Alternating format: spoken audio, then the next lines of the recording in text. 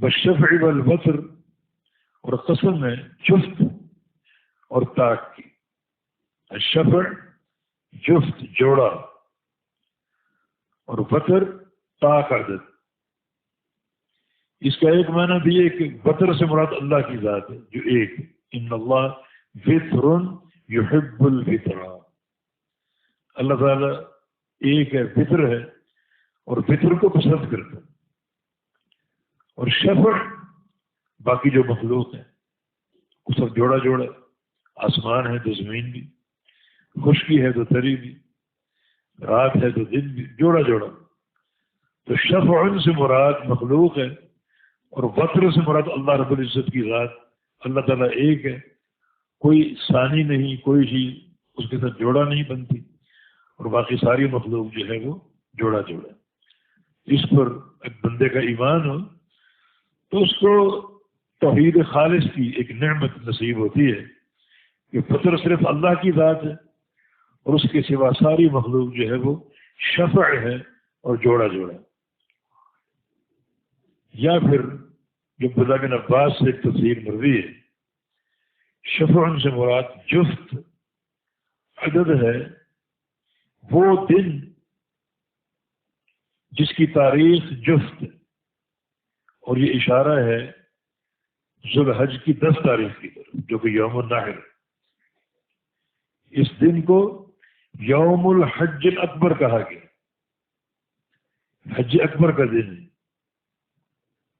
دو اصطلاح ہیں، ایک حج اکبر اور ایک یوم الحج الاکبر. حج اکبر عمرہ کے مقابلے، عمرہ حج اصغر ہے، چھوٹا حج، اور حج اکبر. یہ اصطلاح غلط ہے کہ اگر یوم عرفہ جمعہ کو آ جائے تو وہ حج اکبر کہلاتا ہے. یہ غلط ہے. گزشتہ حج ہمیں کرنے کا اتفاق ہوا، وہ یوم عرفہ جمعے کے دن. جو بندہ مل رہا ہے حج اکبر مبارک، حج اکبر مبارک، یہ کہاں سے آ گئی حج اکبر؟ حج اکبر کی اصطلاح جو ہے وہ عمرے کے مقابلے، ہر حج حج اکبر اور عمرہ حج اصغر. اور یوم الحج الاکبر یہ ذوالحج کی 10 تاریخ، جس دن آپ نے جمرہ کبریٰ کو پھینکیاں مارنی، قربانی کرنی، حجامت بنانی، طواف افاضہ کرنے، سعی کرنی. یہ 5 کام اکٹھے ہو گئے. تو ان 5 کاموں کے ازدحام کی بنا پر اس دن کو یوم الحج الاکبر کہا جاتا ہے.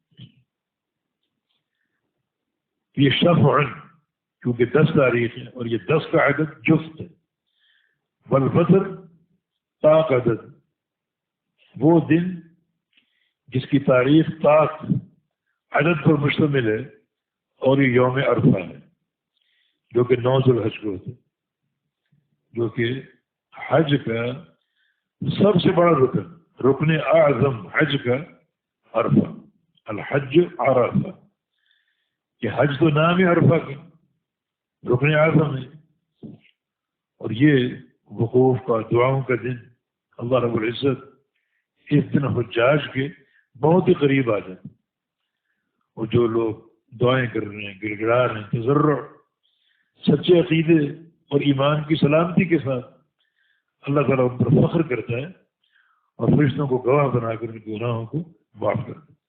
حتیٰ کہ بعض احادیث سے ثابت ہوتا ہے کہ اللہ تعالیٰ اس دن کی برکت سے وہ گناہ بھی معاف کر دیتا ہے جن کا تعلق حقوق العباد سے، کوئی قتل کیا یا کسی کی غیبت کی، کسی کا مال ہتھیا لیا، تو اللہ تعالیٰ وہ حقوق اپنی ذمہ لے لیتے اور بندے کو ان حقوق سے آزاد کر دیتے. کس قدر یہ قبولیت اور گناہوں کی بخشش کا دن. کسی نبی علیہ السلام کا ارشاد ہے، من حج البیت فلم یرفث فلم یفسق رجع کیوم ولدت امہ.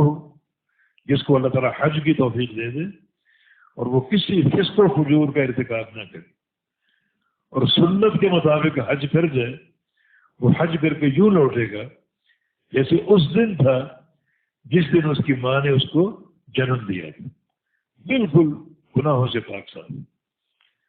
تو وہ شفع والوتر جفت عدد کی قسم یعنی